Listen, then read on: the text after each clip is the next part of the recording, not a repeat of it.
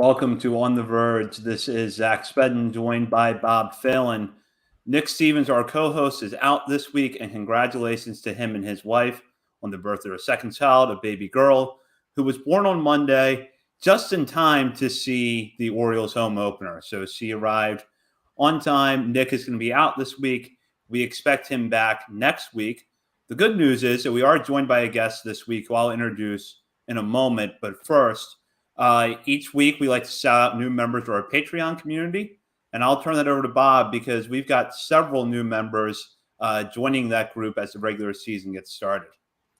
Yeah, overwhelmed by the support that we've seen in the past week with the season getting started. So thank you, everybody, up front with that. And I'll get to the specific names now. We got Tim Cheney. He signed up all the way back last Monday when we recorded our 2 episodes from last week.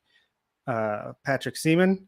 Stephen Tarkington, O's Fan Therapy, great Twitter account. Give him a follow. Thanks, Mark. Sterling Rapazzelli, apologies with the pronunciation. Brent Burns, Janet Burns, Jacob Orner, Erica Genovese, and some random guy named John Mioli. So thank you, everybody, for signing up for the Patreon. Yeah, I don't know who John is, but thank you to everyone for signing up. We appreciate your support. And looking forward to having you in here this year as we give you a lot of Orioles minor league content and some major league content too. And on tonight's show, we're actually lucky to be able to talk about a little bit of both with someone who's making their first appearance here on The Verge. He is a fantasy sports writer for Pitchers List and the QB List, also the co-host of Saggin' Flies podcast. And he is also a new contributor to Baltimore Sports and Life. We're happy to have him as part of the team. He is Ben Palmer. Ben, how are you?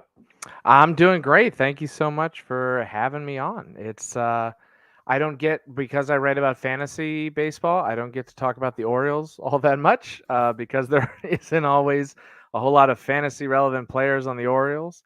But it's great to have a chance to let out all of my Orioles with frustrations, excitements, and everything in between. Yeah, well, I didn't expect to cry on air tonight, but the John Means injury is getting me a little choked up over here. Oh man, yeah. I mean, that sucks.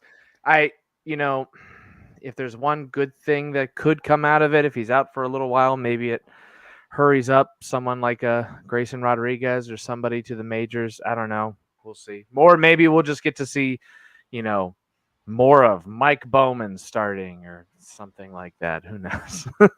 We'll see. We'll get through it. Yeah. Yeah, and we're going to kind of touch on a little bit of everything because actually one of the players that I wanted to start with is someone who is a prospect and coming off his first start at AAA for this year, and it was a very good one on Tuesday night, and that's Kyle Bradis. 4 innings pitched, 2 hits, no runs, no walks, 6 strikeouts in his start against Scranton Wilkes-Barre, the AAA affiliate of the Yankees. And Ben, this is kind of framed as a fantasy-based question, but if you want to look at it from an Orioles perspective too, we're happy to hear your thoughts. But, once Bradis is ready for the major leagues, which hopefully is not too much longer, how should fantasy owners judge him? I think they should hold off and just watch him. I mean, it's really tempting in fantasy to go after the shiny new prospect who has never pitched or played in the majors before and assume that they will be, Trevor Rogers or they will be Ronald Acuna. And more often than not, they're not. I mean, even great player. I mean, pitching tonight against the Orioles, Corbin Burns was really bad when he came to the majors, like really, really bad. It takes, especially pitchers, it takes time for them to get used to the majors and for them to figure things out. Especially, I cannot emphasize enough how much it happens with pitchers. I always sort of have subscribed to the old tin stop philosophy. There is no such thing as a pitching prospect. And what that kind of says is that there's so much volatility in pitching that it takes one guy learning one pitch that can propel a 12th rounder to an ace, that it's hard to put too much immediate stock in pitching prospects. There are some exceptions, but So someone like Bradis, I'm very interested in what he can do. When he comes to the majors, what I'm going to do is I'm going to watch his first start. And what I want to see whenever I look at a prospect who is starting for the first time in the majors, what I want to see is, first off, what's their raw stuff look like? So someone we'll talk about, I'm sure, Tyler Wells. Tyler Wells did not have a great start for the Orioles, but watching him, just looking at the way his pitches moved, just the raw stuff, he's got good raw stuff. So I look for that. I want to look at, command and controls, more specifically control. That's going to be really difficult for anybody who's making their very first start in the majors. Always, control is usually all over the place because they're nervous, they're amped up. So you want to look at all of that. And even if they have a bad start, if you see a spark of potential, something like, okay, there's a reason this guy's in the majors, and it's because he's got a filthy slider or he's got this great fastball or whatever it is. If you see some potential there, and even if they have a bad start and you see some potential, maybe it's someone you just kind of like, okay, next start, I'm keeping an eye on. I'm going to see if they make progress. If Bradis goes out there and pitches 6 innings and strikes out 10 batters, and I'm like, all right, yeah, I'll pick him up. Who knows what's you see what for Seattle, Matt Brash just the other day went out there and struck out a bunch of guys in his first start and looked incredible. I mean, just looked ridiculous. That kind of a start, yeah, you go grab that prospect if you got a free spot on your bench. But unlike someone, so Grayson Rodriguez is a good example of when he's in the majors, I'm just going to pick him up. And that's because he is a prospect with more of a more hype around him, for lack of a better term, just because he is likely going to be this really, really good pitcher. He's got a little more hype than someone like Bradis. So, I will definitely pay very close attention to what Bradis does or any of these other kind of middle tier pitching prospects. See what they do, pay attention to it, and then just kind of keep an eye on it. You can always, if you really want to, if you're especially in a deep league, you feel like just picking somebody up and having them sit on your bench. If you've got the space for it, I'm always fine with that. But yeah, just pay close attention. That's all. Yeah, I like that answer. I mean, Matt Brash is a good example right there. Compare him to Logan Gilbert with the same team last year, who came up probably maybe even higher up in the rankings than Brash as far as team and top 100 or whatever. But he came up and he struggled a little bit, and he seemed like he got better as the year went on. But now Bradis, Brash, whatever. His stuff was very close yesterday, and he pitched great. So I feel like my strategy with Dynasty and pitchers is I'll keep I have Grayson Rodriguez, DL Hall, and I think that's it in my one that has 10 minor league spots. And I'll just grab guys. I feel like there's always guys coming up that are similar to Bradis where it's like, yeah, there's some intriguing stuff here. So I might grab them and then just kind of rotate that last spot or two on my pitching bench until someone sticks. Yeah. So Dynasty, that's a whole different story because you have that minor league system. Someone like Bradis probably isn't going to be taking up a minor league spot in your Dynasty league, just because it depends on how many spots you have. If you've only got 10 spots, you're probably, if you got 10 minor league spots and 10 teams, then it's the top 100 prospects are basically being rostered, give or take a couple people who like guys outside the top 100. So it is really, like I said, really, really tempting to just be like, this guy's a prospect. I've never seen him. Scouts like him. Let me grab him, and then he'll be the key to my victory. He might be, but that is really playing the lottery. Like, more often than not, prospects in their rookie years are just not going to be amazing. The exceptions are those like once in a generation guys. I think when Adley Rutschman comes up, I think he's going to be great. I think he's a major league ready catcher right now. I think this year Bobby Witt, who for the Royals, is going to be great. But these are guys who are like the top level prospects. Someone like Kyle Bradish or others within the Orioles who are a little bit lower, they're not someone you need to go grab right away. They're just someone to pay attention to. Yeah, and if we can just look at the results from his game the other day, more from just a regular or normal perspective, Orioles minor league perspective. Thought he looked great. I mean, the 0 walks, that's new for him. Usually he'll get some strikeouts. He'll pitch well, but he'll have a high pitch count. He'll walk a couple batters at least. Thought the command looked a little bit better than last year. And I thought the stuff was even a tick better. The fastball was like a notch or two higher than it was last year. Curveball looked as good as ever. So really excited for him. I think he'll be up in the next turn or two through the rotation, maybe sooner if this Means injury is as bad as we might fear. Yeah, what we saw from Bradis, I think, was kind of a continuation of what he did last year. He went through some command struggles at AAA. He was also giving up the long ball a little bit. Then over about his last 6 starts or so, he was lights out. So I think what he managed to do Tuesday night was him kind of continuing that. And I would expect that once you get him to the point where he's regularly stretched out to 5 innings, he does that a couple of times, you bring him up unless, this John Means injury is something that's going to be a long-term concern. Yeah, I'm curious. So, I mean, the fact that he didn't walk anybody is great because that's kind of really been the question mark with Bradis. Like, I don't think anyone's really questioned his stuff. He's a big dude who throws a hard fastball and has 2+ breaking pitches. And I mean, just the most basic version of what do you want out of a pitcher is that a solid fastball and 1 great strikeout pitch, preferably 2. And it seems like Bradis has that, but the list of pitchers who have that and don't know where the ball's going when they throw it is a mile long. So the fact that he didn't walk anybody is really great. If he can kind of keep that control pretty good. That was a bad sentence, but if he can have good control, that's what I was looking for. If he can keep his control good, if he can have good control consistently, that kind of changes the game for him because it's not like he's a command pitcher with mediocre stuff. He's a stuff pitcher with mediocre command or control. So yeah, I mean, that's definitely good news. I do wonder though, if the Means injury is bad, it sounds like the Orioles really want Grayson Rodriguez in the majors, or at least I'm just thinking of, end of last year, Mike Elias was talking about Rodriguez and pretty much literally said, I don't think you have to pitch in AAA.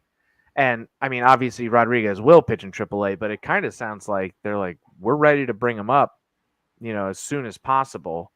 So, maybe this accelerates that, or someone like a DL Hall or something ahead of someone like Bradis. I'm not sure. We'll see. I know I asked Dan Connolly what he thought about when Grayson Rodriguez would come up. He said the thinking around the organization is if he dominates in AAA, then he's up. So it seems like there is kind of a condition there. So, maybe that holds him back a little bit, especially if he's not dominating AAA. So I don't know. But yeah, I'm curious to see if this Means injury were bad. I'm curious what they might do. Rodriguez's first start at AAA, which was last week against Charlotte at Norfolk, was excellent. And a good start to the year for him. What I do wonder, though, is do you want to stretch him out a little bit? Is there an advantage to him maybe pitching 5 or 6 innings against the AAA lineup a couple of times before he comes up? Bradis did that last year. Rodriguez has not done that yet. So is there an advantage to letting him face older competition through the lineup 2 or 3 times, a few times before you bring him up? Or is it, it's 4 and 5 innings for starters right now. He can do that for the majors and get stretched out there. I don't know what the best answer is, but it's something I'm curious to see. Yeah. Yeah, I mean, last year I was just doing the math. His innings per start last year in AA was about 4. So he had 18 starts, 79.2 innings. That averages out to about 4 innings a start. So yeah, I mean, that's definitely, and he had 4 innings in his first start. So that definitely is a question of, stretching him out in AAA. And maybe that's the goal. I mean, maybe the Orioles are looking at Rodriguez and they're like, he has the stuff to be in the majors right now. We want to work up the stamina to be in the majors. So maybe him being in AAA is he dominates AAA and they gradually get him to 4, 5, 6 innings. So I don't know. Yeah. So, shoot. Can you hear me? Yes. Okay. Yeah. Sorry. It's all I good. couldn't hear myself all of a sudden. It's all good.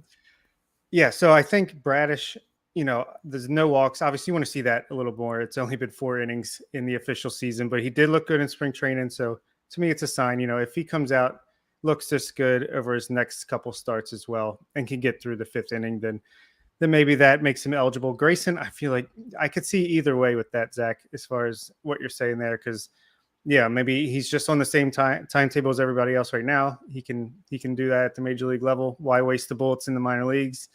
But at the same time, you don't want to just rush him just because John Means got hurt. You want him on his own timetable no matter what. Yeah, for sure.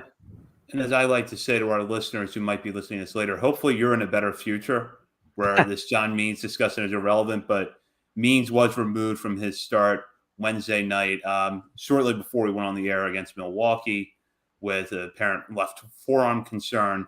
So we would have to see how that plays out. I do want to transition to another left-hander who has not pitched yet this season in an official game, and that's DL Hall. Currently being built up in Sarasota. The expectation is that he'll get out of Sarasota, start in the low minors, start to build his way up. And with the 40-man roster spot and the fact that the Orioles need pitching this year, he's probably going to be on track to be in Baltimore later this summer. Now, Ben, I'll put this question. This is kind of from a fantasy perspective. We know that the arm is electric. We know the stuff is really good. But we also know that there's, a bit of an injury history with him and a question of whether or not he's going to stick in the bullpen. I'm not as concerned about that right now as I think a lot of other evaluators are. But keeping that question in mind of whether or not he ends up in the bullpen, does that hurt his fantasy value, or do you look at it and think that it's kind of negligible if the stuff is good? Oh, I mean, if he's stuck in the bullpen, that absolutely hurts his fantasy value. I mean, unless he ends up a closer, or a setup guy if you're in a league where you count holds. Yeah, I mean that definitely hurts. I wouldn't be shocked given his health history if he kind of goes a Tyler Wells route where he comes up, spends some time in the pen, spends a season in the bullpen, and then is like gradually stretched out, But the thing is I think the Orioles see DL Hall as a starter. Like what I gather just from the talk about him and what it's always been is that DL Hall is a future starting pitcher for the Baltimore Orioles. I hope that's the case. Obviously, he's got to stay healthy. He's got to throw a few more strikes here and there. But I mean, yeah, the stuff is there. We all know the stuff is there. So yeah, I wouldn't be shocked if he ends up starting off in the bullpen. And obviously, yeah, that would definitely hurt his fantasy value. But plenty of pitchers have started off in the bullpen as young prospects, made their way into the rotation, and then been great. It's a path that is well trodden. So even if that does happen, I wouldn't be freaking out right away. The Orioles will give him a chance to start in the majors at some point in the future, whether that's this year, next year, the year after, I don't know. But I would be truly shocked if he just ends up a bullpen arm. Yeah, a guy with stuff like that, I don't care how likely he is to be in the bullpen. You got to give him that shot to at least stick in the rotation, especially when you're the Orioles and you have no pitching depth and no one really blocking him. So if you're the Brewers and you have Aaron Ashby, who could be a similar type of arm, maybe a little tick below as far as pure stuff goes, you can stick him in the bullpen and be happy about it. But DL Hall, you want him to be Blake Snell, and maybe eventually he's Josh Hader. But yeah, I mean, and also, who knows? Maybe he ends up going the Zach Britton route. I mean, Zach Britton was this great prospect starting pitcher who was, I very clearly remember. I think I said this on a different podcast somewhere. I clearly remember going to Orioles Fan Fest one year, and they had a panel that was the future of the Orioles, and it was the future of the Orioles rotation. And it was Britton, it was Jake Arrieta, it was Brad Burgesson, and it was Chris Tillman. because the fifth guy was Jeremy Guthrie in the rotation that year, I think. So the future. Oh, and Brian Mattis. I'm sorry, no, Brian Mattis.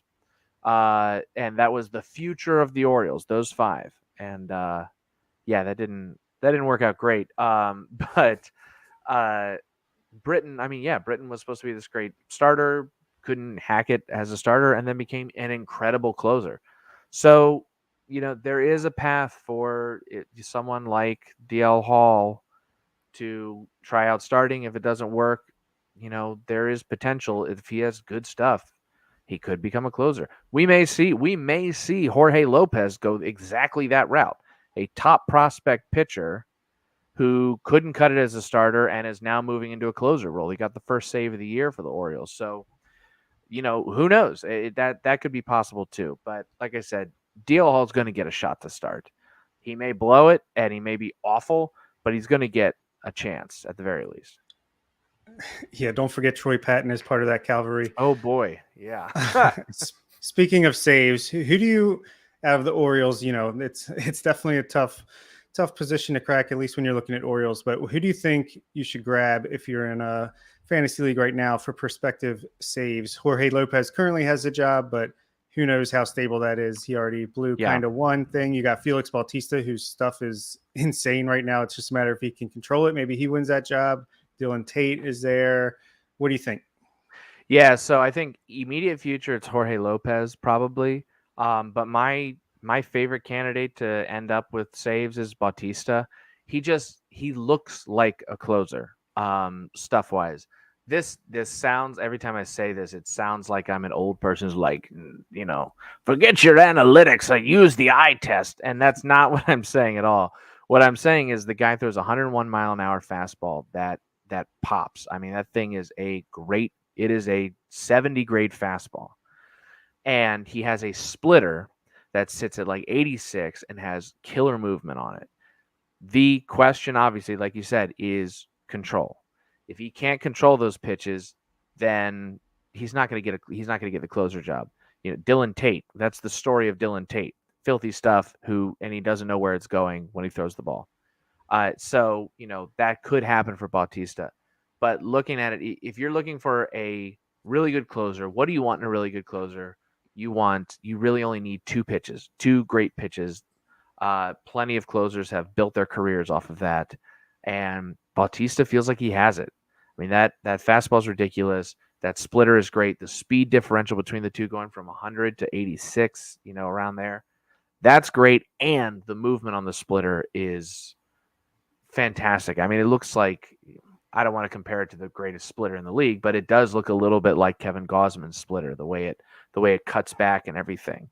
Obviously, Gausman's splitter is like next level ridiculous, but it looks like he's got those two great pitches, and if he can control them, I don't see any reason he can't be a pretty nasty closer. But I don't think he has that job right away. So if you're in a fantasy league, I don't go pick up Felix Bautista right now. If you're in a super deep league, a dynasty league, maybe, give it a shot if you got a free roster spot. But I don't think he's getting the job right away. I think it's Jorge Lopez for now. But the thing is we've seen Jorge Lopez. He's not great. Though, I mean, he's throwing like 98 now all of a sudden, which is weird. So who knows? Maybe he's kind of changing things up. But we've seen Jorge Lopez in the majors. He's not great. Dylan Tate, we've seen in the majors, also not great. So, Bautista's kind of the shiny new prospect. So I'm kind of falling into the trap I warned about earlier. But yeah, I just think raw stuff, he just looks like he has closer stuff. And I don't know that Lopez and Tate do. Yeah, and there's been a lot of good stuff on baseball Twitter about Felix Bautista. I love the thing that Mike Petriello wrote about him. It seemed like he has more spin on his fastball for someone that throws as fast as he does, like by far in the short sample size. And, it's exciting stuff, but he's got to go out and do it now. And Michael Baumann could be another guy, maybe, if they don't give him a shot in the rotation. He throws hard with a nice slider, but he does quite as exciting. Yeah, I'm curious about Bautista now that you mentioned his spin rate. I'm looking it up right now. So I'm curious what his spin rate is on his fastball. Oh wow, yeah, he's got a good high spin fastball. That's pretty and it's got good movement. Yeah, that splitter has 30 inches of drop on it, which is 5.5 inches more than your average split change. And his slider has over 6.5 inches more vertical movement than your average slider. Like it's a ridiculous. He's got great stuff. It's just like you said, control. Another list that is a mile long is pitchers with great stuff and terrible control. But if you can make Wander swing and miss 3 times, and then got hitters gearing up for 100, and then you drop that splitter on them, it looks good on TV at least. Oh yeah, for sure. Yeah, and kind of going in a different direction here. Keegan Aiken, after a horrible spring, has gotten off to a pretty solid start in the Orioles bullpen. Back-to-back scoreless outings now and multiple innings of relief. I have, and Bob, Nick, and I have said for a while that we think that Aiken's future in the major leagues, if he has one, is in the bullpen. Ben, are you buying into, not so much from a fantasy perspective, but just from a regular baseball perspective, buying into the idea that maybe this multiple inning relief role is where Keegan Aiken belongs, or is this just good luck over a small sample size? I feel like, so Aiken he's never really impressed me all that much. I mean, the thing is, so last year was the biggest sample size we've seen of him in the majors. And what did we get? We got a pretty good fastball. I mean, I will give him credit on that. That fastball was really good at inducing weak contact at a 330 weighted on base average against, which is about average. I mean, the problem came in home runs. It had a 201 isolated power, which is really, really bad. Part of that might be Camden Yards in 2021 being different, being the home run friendly ballpark that it was. But the thing is he doesn't, I haven't really seen a pitch that is like a put away pitch. His slider and changeup were mediocre. Slider was his actually slider and changeup were tied for his second most used pitch. Slider had a 24.3% chase rate last year. That's boring. That's not good. You want like at least 30% at least of getting it, percentage of times it's chased outside the strike zone, and a 9.3% swinging strike rate, which is also below average. Changeup was kind of the same story. Only difference was it had a 13.4% swinging strike rate last year, which is pretty good. But, the pitches also got launched like a good bit. Hitters were crushing those pitches. So I don't know. The thing with Aiken is I don't see right now, I don't see the pure stuff. Like I said, when you're building a great starting pitcher, what do you want? You want a solid fastball as a foundation, most likely, and you want a wipeout breaking ball or off-speed pitch, and then another breaking ball or off-speed that serves as a solid backup.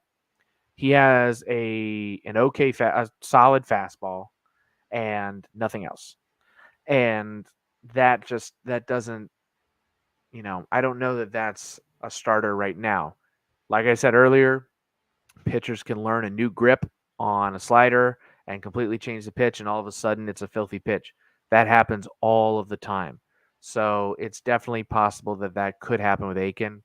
But yeah, for now, I think I would personally prefer seeing him in the bullpen compared to some of the other pitching prospects that could be in the rotation. Yeah, I have absolutely no hope for him as a starter anymore, but I do think he could be at least a decent swingman, middle of the bullpen guy, or middle innings of the game. I think he works best in that one time through the lineup. If he is in shorter stints, he's got like a decent fastball as far as for his velocity. It seems like he's got one of those invisibles. Like he leans on that. He's got decent, not great breaking stuff, but I think I was looking at his numbers last year at some point, and his first time through the order numbers were like considerably better than, as most pitchers are, but better than second and third time. So, he's off to a good start. He's working fast, throwing strikes. Maybe if he can continue to do that, he can carve out a role as like a fifth, sixth inning guy, as a guy that can like pass the ball from the starter to the high leverage guys at the back end of the bullpen. Switching gears, we're going to talk about hitters now. If you're looking at this from a dynasty investment, looking at two prospects we talk about a lot, and we're going to talk about a little bit more later on in this show because they're both off to pretty solid starts at Bowie, and that's Jordan Westberg and Gunnar Henderson. Westberg might be seen as more of a high floor guy, a little older, skill set is a little bit more well-rounded, has more experience, whereas Henderson feels a little bit higher risk, but higher ceiling because he's got that ridiculous power from the left side. And if he just gets that overall hit tool into place, it seems like the sky is the limit for him. So if you're looking at it from a dynasty league perspective, do you go with the high ceiling in Henderson or the high floor in Westberg? I think when you're going for your minor leaguers in a dynasty league, you're absolutely going for high ceiling for sure, because you can always just drop him for a high floor guy when he proves it. But you want to hang on to a guy who has a high ceiling potential, because if he reaches that ceiling, that's huge for your team. If you have a guy who has a high floor potential but not a very high ceiling, that's a guy who is useful but not a difference maker. Someone like Gunnar Henderson, I think, could be a difference maker for your team if he reaches his ceiling. I mean, they're both interesting prospects. Both have, an interesting power speed combo. But if I'm in a dynasty league, it's definitely Gunnar Henderson who I'm rostering. Yeah, that makes sense for sure. Colton Cowser, speaking of high floor, high ceiling, he's kind of like a nice mix of both. I feel like he's got a decently high floor, but if you add some power to his frame, ceiling could be higher than you would currently expect right now. But where do you think he ranks compared to his fellow 2021 draftees? Oh, compared to other draftees in 2021, I'd have to look at who else got drafted. But I do like Cowser's potential. I mean, like you said, he does have a bit of a higher floor just because I think he has a better hit tool than someone like Jordan Westberg probably, and even Gunnar Henderson to an extent. He's got a better hit tool, maybe not quite the power that someone like Henderson has, but the nice thing about Cowser is he's kind of the all-around good hitter. Like, just I wouldn't say he's incredible in any one area, but he's good to very good in just about every area. So we'll see about running. He's a big dude, but runs pretty well even though he's a big dude. So we'll see kind of how many steals he could get. But I mean, he's definitely a very, very interesting prospect. I mean, we're probably looking at not seeing him in the majors for at least another year or two. I mean, he's 22, so might only be a couple years depending on how he does in the minors. But yeah, no, he's definitely someone I'm interested in. If we're talking about Henderson, Cowser, and Westberg, if I were to rank those three dynasty-wise, I would probably rank Cowser first of the group just because he is that good mix of high floor, high ceiling. I think Henderson might have the higher ceiling, but I think he does have the lower floor. So it's close. I mean, I could be convinced into Henderson over Cowser, but yeah, I would probably go Cowser, Henderson, Westberg. But yeah. One of Cowser's teammates right now at Aberdeen, part of an Aberdeen lineup that has been tearing the cover off the ball over the first week of the season, is Kobe Mayo, who's coming off an excellent 2021 and is a guy right now that is either in or just outside of most major top 100 prospect lists. If he builds off of what he did in 2021 and has a really good 2022, what does that do for his stock going into next year? Oh, I mean, it's Mayo's a guy who we're probably not going to see for a few years, given how young he is and everything. He's in the high A, but if he is able to just continue crushing all through the minors, then yeah, I mean, he's going to be awesome.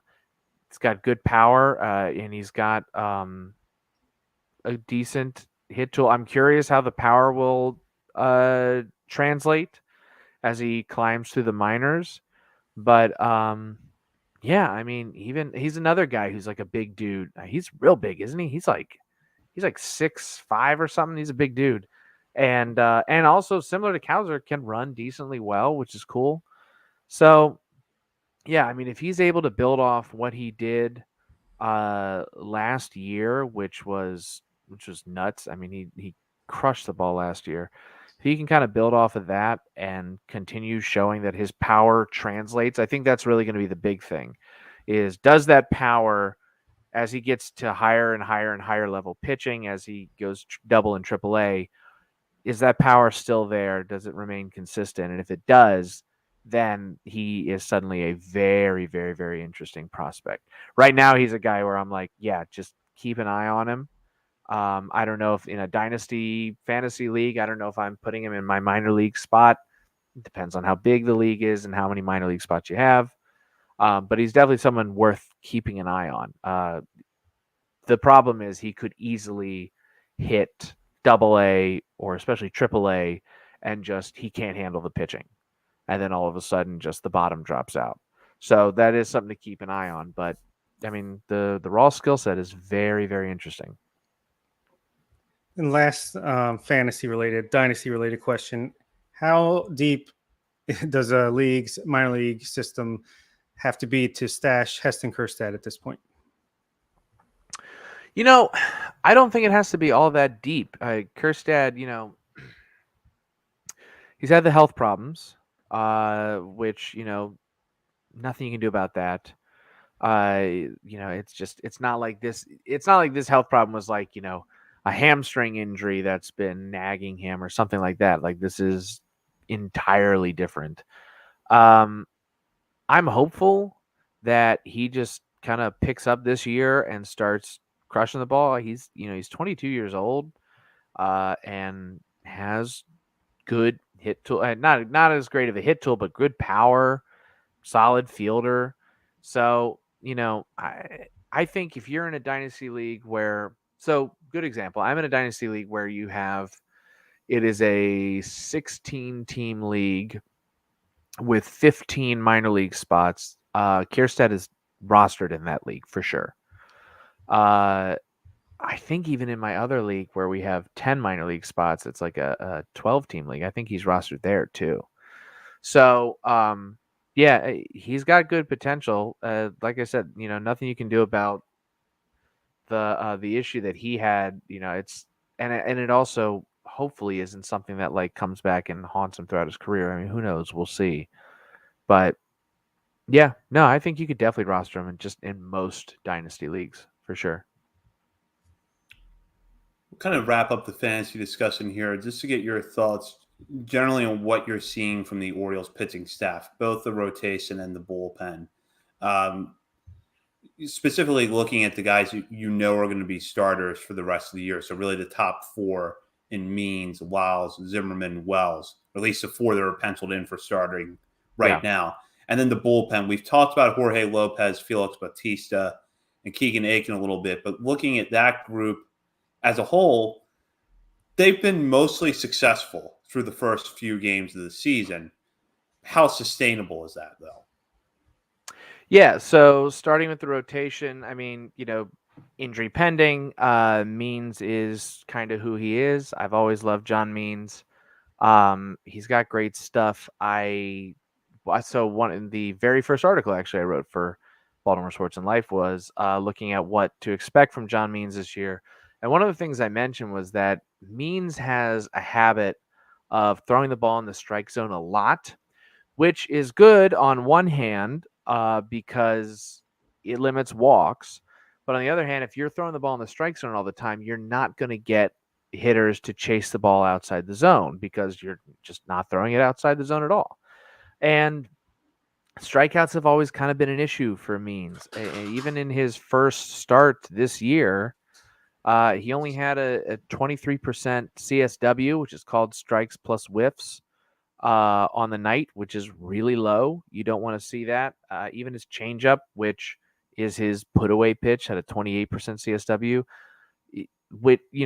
He had 5 strikeouts in 4 innings, which is awesome, but he isn't really getting the swings and misses And I think part of that is because he is pounding the strike zone. And I would love to see him just edge out of the strike zone just a little bit more specifically with his off speed and breaking pitches. If he could do that, I think he could increase his swings and misses. So that's kind of a minor thing. If he keeps up his success, far be it from me to tell him to stop doing what's working. Jordan Lyles, I have said since he got signed, I think he's a warm body that is able to throw 180 to 200 innings. He's, first start of the year, he did what he does, which is he gives up runs. He always has. You look at his whole career, it's, an ERA between like 4.5 and 5. He's just not a very good pitcher. There isn't much else to say. He's just not great. His first start of the year, he mainly went with a fastball curveball combo, and the curveball had a 9% CSW, which is garbage. I mean, I was saying 23% for Means was not great. 9% on his curveball, which is supposed to be his out pitch, is trash. So, Lyles, he's basically his qualifications to be in the Orioles rotation is he is upright and alive and can throw the ball. I am not, thinking that Lyles is suddenly going to figure things out. History is the best predictor of future success. And Lyles' history is not great. Tyler Wells, like I mentioned, I really like his raw stuff. Got a great looking slider. Looks really, really nice. Curveball looked pretty good too. Not from a results standpoint on any of it because he got knocked around a bit, but just the movement on it and everything looks good. It's good looking stuff. Got a deep repertoire. I'm curious to see what will happen to him going forward as he stretches out a bit more. I'm optimistic with Wells for sure. And then Zimmerman, he was okay. Yeah, I was actually at that game at opening day. It was a lot of fun. 4 innings, 4 strikeouts, which is cool. Don't love that he had to pitch 66 pitches to get through 4 innings. That's not great. I also wrote an article about Zimmerman, and the thing that's really interesting with Zimmerman is he has a really, really good slider and a really, really good curveball. 2 good pitches that get chases outside the strike zone and get swings and misses. Unfortunately, those are his 2 least thrown pitches. He's got a pretty bad fastball that gets launched, and he's got a changeup that is not a particularly great pitch. It's okay. And those are his 2 most thrown pitches. I would love to see what would happen if he brought down the fastball usage a little bit and started using his slider and curveball more, because those 2 pitches are legitimately very good pitches. I mean, last year they worked really, really well. So, I'd love to see what he could do with that. I will mention one thing that was interesting about Spencer Watkins the other night, even though he got rocked pretty hard. Fastball is up 2 miles an hour, which is cool. I mean, that's interesting. Curious to see what will happen going forward with him. As for the bullpen, aside from the guys we already talked about, Paul Fry is a guy who you just know is generally going to be pretty good. My favorite person in the bullpen right now is, as I've mentioned, Felix Baltista. I just love the stuff that he has. Though I will say Brian Baker, he didn't look super great last night. He was okay, but he's got some nice stuff too. He's got a really, really pretty split change that he throws that looks really nice. And Bowman, who we've also mentioned, is a guy I've always thought his potential was interesting. Throws it hard, has a nice slider. So I am curious what will happen with him. The thing with this bullpen is there are just the Orioles, I think, are kind of going with the, spaghetti on the wall approach. Just throw everything on the wall and see what sticks. And we've got a massive bullpen full of a bunch of young guys who, when you watch them pitch, from the worst major league pitcher to the best, there will be something where you watch them pitch and you will go, oh, that's why you're in the majors. It is this pitch or whatever it might be. There is a reason they're in the majors, and it's because there is something interesting about them. And it's, one of them might have a great curveball or they've got a killer fastball or something. So I think the Orioles are just throwing all these guys at the wall and saying, like, let's see what happens. That's kind of what this year is I think kind of figuring out what do we have. We know we've got these prospects in the minors who are pretty close to being ready to come to be in the majors, probably will be later this year. So what do we have to support them with? Because even if Grayson Rodriguez is an ace and Adley Rutschman's the best catcher in baseball, those are two players. You need a full team of at least solid supporting members. So I think that's kind of what they're going with. I'm curious to see what'll happen. I would love to see some of these bullpen guys, kind of put things together and suddenly the Orioles have a pretty good bullpen. We'll see. But it's a big bullpen. I'm very curious what'll happen.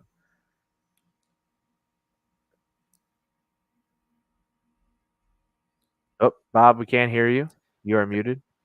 Sorry about that. If Bruce Zimmerman ever goes to the Tampa Bay Rays, we know what they will do with him. They just have him spam those breaking balls. Yeah, I am a huge proponent of pitching backwards. I know I said, what do you want in a starting pitcher is a solid fastball as a foundation. That's ideal. That's great. But you don't have to. There are so many pitchers who have built great careers off of pitching backwards. And by that, I mean throwing breaking balls as their primary pitches. Charlie Morton's entire career has been incredible because he throws a curveball that is unhittable, and it's his most thrown pitch. Up until recently, Patrick Corbin always threw an incredible slider that was his most thrown pitch. There are guys who do that and do it well. There's nothing that frustrates me more than seeing a pitcher who has incredible breaking stuff and a horrible fastball, and he throws that fastball 1,000 times a year. And I'm like, well, no wonder you're getting, your stats are bad. You're throwing a horrible pitch all of the time. So I think fastballs are important. They do set up breaking stuff and off-speed stuff and all that. I get all of that. I'm not saying anybody should abandon a fastball entirely, but someone like Zimmerman, I would love to see what would happen if suddenly he was throwing his fastball, 50 some odd % of the time, or maybe even a little less, and then like working that slider and curveball pretty close to like a 30-30-30 split or whatever. I'd love to see what would happen. Maybe it wouldn't work, but I mean, clearly those pitches are fooling major league hitters. So I'm like, why not use them? That's a good point. And we'll look now at the minor leagues. Bob had a chance to see Bowie over the weekend. He went down to Prince George's Stadium.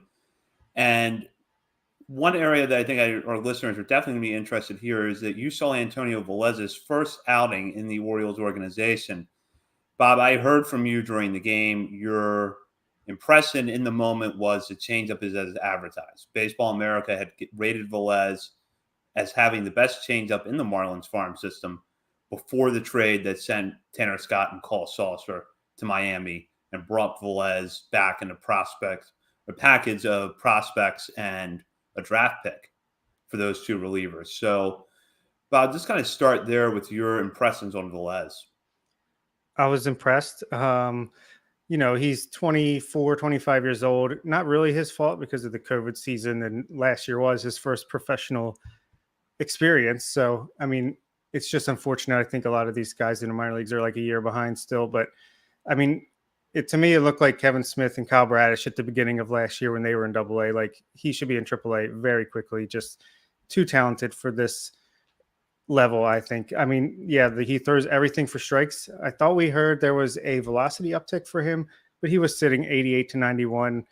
He did touch 93 once, but maybe it was a cold day. Maybe that had something to do with it, but velocity wasn't great, but threw everything for strikes, and that changeup was getting swings and misses. I don't know if anyone made contact with it when he threw that. So yeah, he looked fantastic. Got 4 innings in. I think he struck out 7 batters, struck out the side in the second inning. It was swinging, looking, didn't matter. He did walk 2, but it wasn't because he's wild. It was they were just missing those pitches. So yeah, was very impressed with his first appearance. We'll see where he goes from here. So what else stood out that day? Just looking at Bowie, it's a pretty deep team.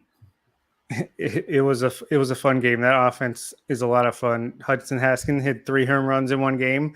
Unfortunately, he was hit by a pitch tonight and had to leave the game. So hopefully that's just precautionary and nothing serious. Yeah. So, we always talked about how Haskin, he's got that raw power, but we got to see if he can put it into games. Well, he did it all in one day. We'll see if he can, how it goes the rest of the year. But that was exciting to see him come back, start the season hot after ending the season with an injury after getting hit by a pitch last year. So that was cool. My favorite moment, though, was Jordan Westberg hitting a go-ahead 2-run homer that you knew was gone the second it left his bat, and so did he. He stood there, admired it, flipped his bat a little bit, shouted some expletives to the bench to fire him up, and circled the bases. That was my favorite part of the day. Even though my kids were there, I earmuffed them, so it was all good. Adam Hall showing off the speed, a bunt single, 2 infield hits, 2 stolen bases, like flying across the diamond. Apologies to him. I'm sure he's going to have a great year after we talked, not too highly of him in our last top 50 update, but like to see him get back on track. But the team is just loaded with talent. If I'm sure, guys will go through cold stretches, hot stretches, but if you're going to go to a minor league game, I think Billy and Aberdeen, and honestly, all levels of the Orioles system right now are pretty darn good, but those 2 in particular are lighting it up to start the year. I do want to focus on Aberdeen's lineup because Aberdeen entered Tuesday night 4-0, and the lineup has been as advertised. Colton Cowser is hitting the cover off the ball. John Rhodes has been hitting really well. Dante Williams has also gotten off to a good start. And Connor Norby carried a good start into Tuesday night and hit a home run in that game against Wilmington. As we're recording this right now, that game is in the 9th inning and tied 4-4, so I don't have a result just yet. But Aberdeen, we knew this lineup was going to be stacked at the beginning of the year, and so far it is delivering. Yeah, they haven't lost yet, and it's been mostly the bats carrying the day, although pitching's been all right too. Kelton Cowser actually striking out more than you might expect early in the season, but who knows what that is. Maybe he's selling out for a little bit more power. I'm not sure. I haven't seen enough to really, or it just could be short sample size early in the season, and he'll adjust as he gets used to the pitching. But that's the only real concern I could think. Kobe Mayo, he hit a home run in his first at bat of the season. He hit an RBI double last night.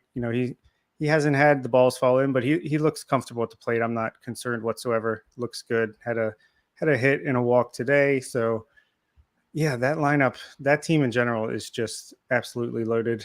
And I got to get out there. It's right up the street for me. So hopefully I can go to a game next time they're in town.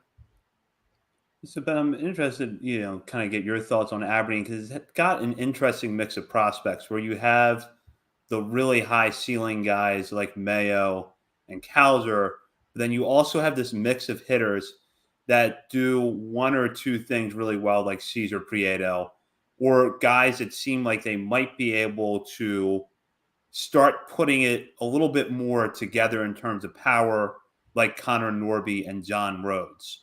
So how much have you been following Aberdeen this year, and what is your general impression of the lineup? So I am located just outside of Annapolis, which means I am much closer to the Bay Sox than I am anything. I need to get what you made me think of this. I need to get my butt out to an Aberdeen game because that's not too far away. I will say I don't follow Aberdeen super, super closely. I know some, obviously, the big prospects that are there. It's tough, something like Aberdeen, high A. It's really, I feel like when you move to Double A, that's really the big jump. There are so many guys who will crush in Single A, and then once they get to Double A, and especially Triple A, it can be tough. I think when you're in Single A, when you're looking at a Single A team like Aberdeen, what you're looking at is just similar to what I've said earlier, is just raw talent.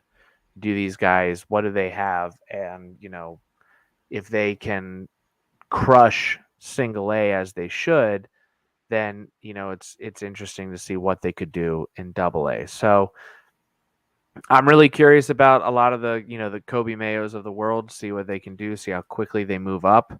But yeah, man, I need to get myself out to an Aberdeen game. That's for sure. I've actually, now that I think about it, I've never been out to that stadium. I don't think I've ever been out to that stadium. It's a nice So, stadium. I need to go, clearly. Yeah, nice place to watch a game, and it's got Yeah. a very high-powered lineup to start this year. So looking at some scores here Wednesday night as we're recording, Norfolk defeated Scranton Wilkes-Barre 5-3. The good news, Kyle Stowers back in the lineup tonight with a 1-for-3 performance after getting hit on the hand on opening day last week. He was pulled out of the lineup for a little while, but got back into action tonight, which does come on the back end of Yusniel Diaz getting hurt on Tuesday after a promising start with a hamstring injury. We don't know the full extent of that just yet, hoping it's not a major setback, but also a little bit worried that it's a sign of his injury history, which has been a problem for him, repeating itself. Interesting thing here is that Taron Vavra and Zamai Jones are both off to good starts. Vavra continued that with a 3-for-4 performance on Wednesday night, bring him up to a 323 average and 866 OPS over a very small sample size, mind you, but still promising. Zamai Jones, meanwhile, went 2-for-4 in this game. Now has an OPS of 1.169. He is batting 360. We saw Zamai Jones hit the ball really well for a few months last year, then cool off and struggle in the major leagues. However, it's hard to not look at this, especially after a pretty promising spring, and not feel a little excited. So, Bob, I'll start with you here on Jones. How are you balancing tempering the expectations a little bit versus feeling like he should be in the majors now, or are you not trying to balance that at all? Well, I mean, who's blocking him? First of all, Rougned Odor, Chris Owings. Why not just bring him up and let him see if he can imitate his hot start at the major league level? But I mean, he's the same guy he was last year, I think. I mean, he looked good in spring. He hit the ball hard. He's off to a great start. He got off to a good start last year. So you want to see him sustain it. We've talked about how he has the tools. It's more about, is he able to put them together and have some sustained success? So give him a month or two, or I don't know. It depends. If Rougned Odor or Chris Owings can at least be passable, in an ideal world, I'd give him a month or two to see if he can sustain the success that he's showing.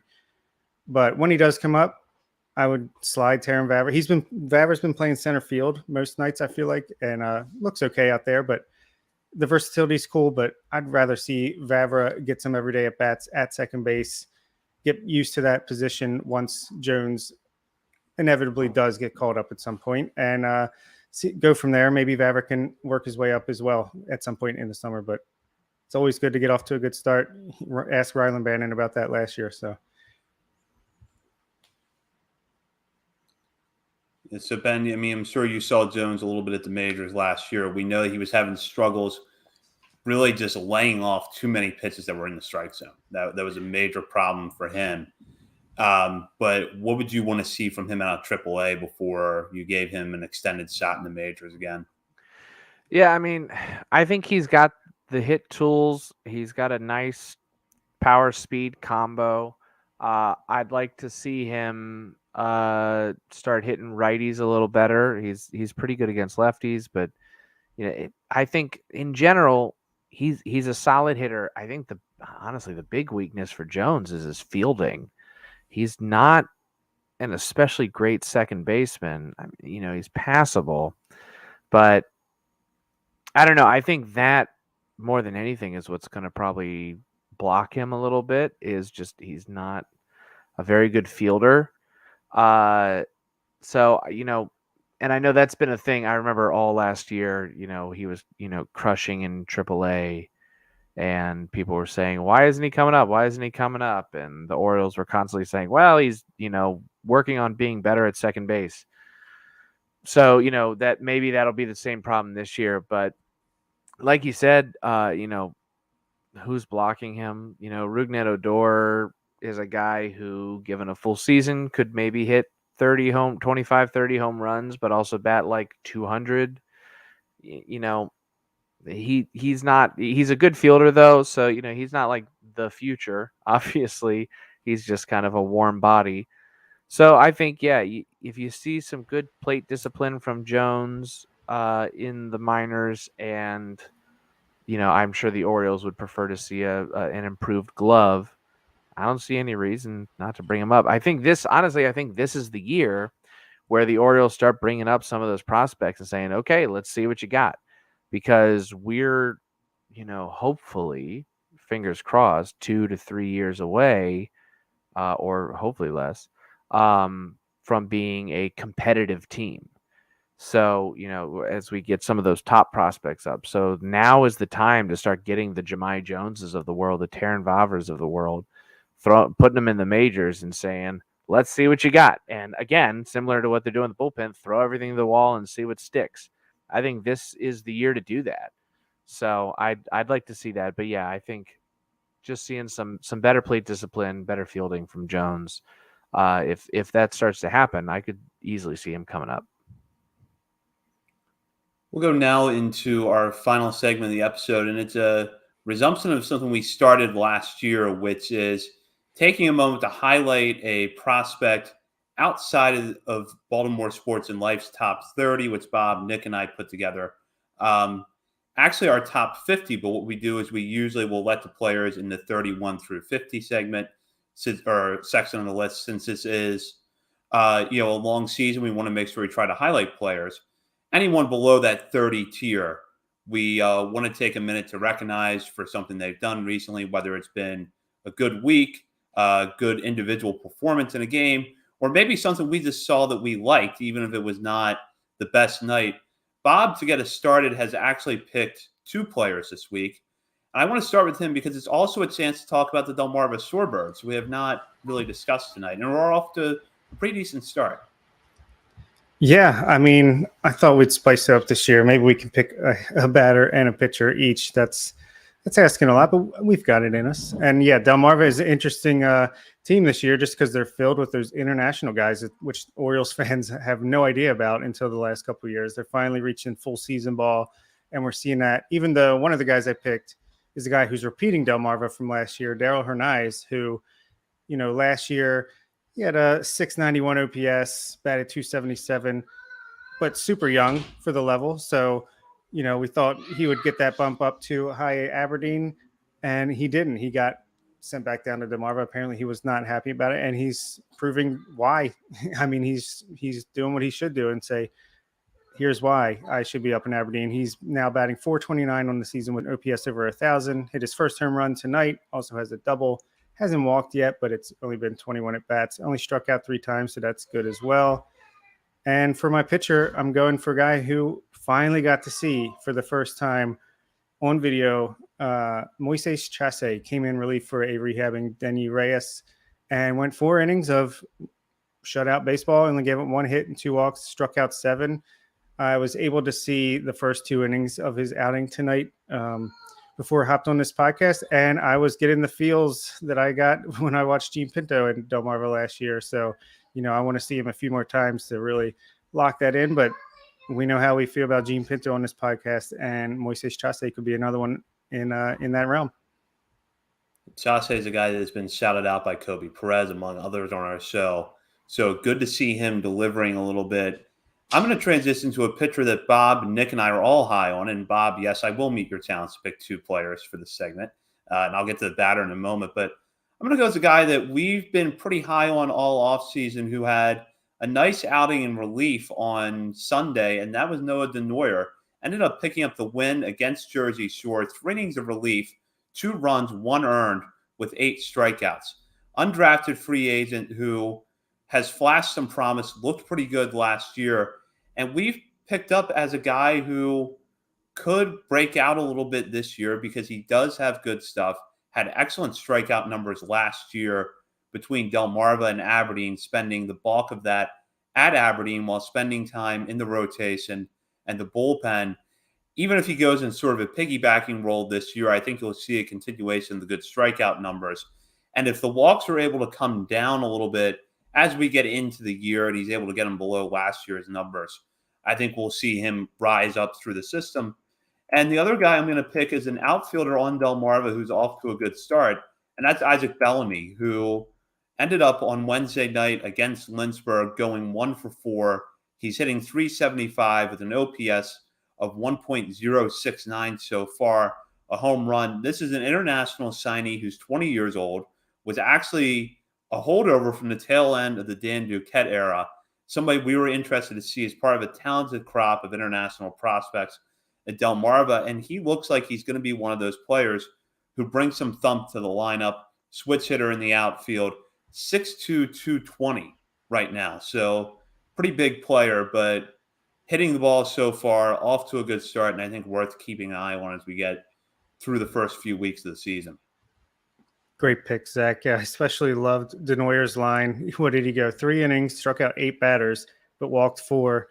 His curveball was just on fire that night. I think all of his strikeouts were on the curveball, but he also throws in the mid-90s. So definitely intriguing performance by intriguing arm. Ben, any players you want to shout out here? Yeah, so if we're talking like deep prospects, someone that is interesting to me is Robert Noystrom. I feel like he's kind of on the deeper end of Orioles prospects. I think he's clearly a pretty good hitter. Fielding, I think he's solid. But we'll see what happens. The problem is, the Orioles have a lot of outfielders already, so we'll see if he gets much of a chance. But has had double-digit walk rates, which I like in AAA. Last year, 11.3% walk rate in AAA. Love to see that 24.5% strikeout rate, which isn't terrible. 232 average wasn't great. I'd love to see him bring that up, but he's got raw skills that are really interesting to me. And then I kind of, I'm interested in Ofelky Peralta as well. Another guy where it's, raw stuff is really interesting. He's got a really good plus curveball. I'd like to see what he can do with some of his other off-speed breaking stuff. But he's been in the organization. He's been in baseball for a long time, if I remember right. Yeah, he's been in the organization since 2014. That's I don't know if he has a future as a starter or a bullpen arm, but I am very interested to see how he would translate to the majors. Maybe he ends up being kind of part of that, throw everything in the bullpen and see what happens. He's got good stuff. Maybe he ends up being a useful bullpen arm. I don't know, but might as well give him a try for sure, especially since he's been in the organization for 8 years now. So yeah, those are two kind of deeper prospects that I think are very interesting. Yeah, Peralta's survived, 2 regimes, so clearly there's something they see there. And Noystrom actually robbed a home run tonight, and when he hits them out, they are crushed, and they look beautiful. Yeah, Noystrom hit a double at Norfolk last week, a walk-off that I think if not in Harbor Park in April is probably out. But Tide Hitter's got to deal with that damp air and the deeper dimensions of Harbor Park early on this year. So, Ben, we've really appreciated having you on tonight. Tell our listeners where they can find your work and what you've got coming up here. Yeah, absolutely. So a lot of my work is over at pitcherlist.com.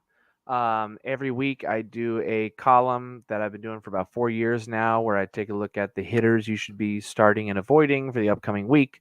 Just kind of looking at pitching matchups for the upcoming week, or hitters who, hitters who are really good against lefties and they're facing 4 lefties this week or something like that. Just kind of for mixing and matching some of your middle of the road guys. I always say always start your studs. But for some of your middle of the road guys who are filling out your roster, this might be a good week to pick up on, get a head start on a hot streak. So I do that every week. And then I also do, some deeper research pieces periodically as I can figure. I did one, came out on opening day, actually, on why everybody's getting hit by pitches all of a sudden. Hit by pitch trends are way up. Everyone's getting hit at, all-time highs. And so I did a dive into why is that happening. And then also look for some Orioles stuff at Baltimore Sports and Life. I don't have anything in the pipe right now just because it's early in the season. I mean, based on how much I've been talking about Felix Baltista, wouldn't shock me if I end up doing a Felix Baltista piece. So, we'll see. But yeah, keep an eye out there. And then I'm on Twitter at Ben J. Palmer if you want to look at my Orioles tweets or other awful tweets.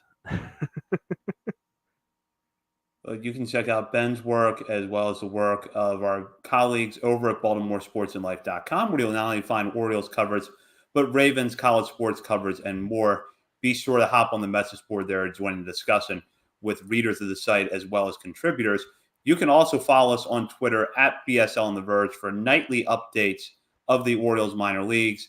We've been sticking with our formula on there of video content as well as lines around the farm system from both hitters and pitchers that are interesting. We'll have lots of new content coming up there as well as on the podcast, where Bob, Nick, and I will be back at our normal time and night next Monday.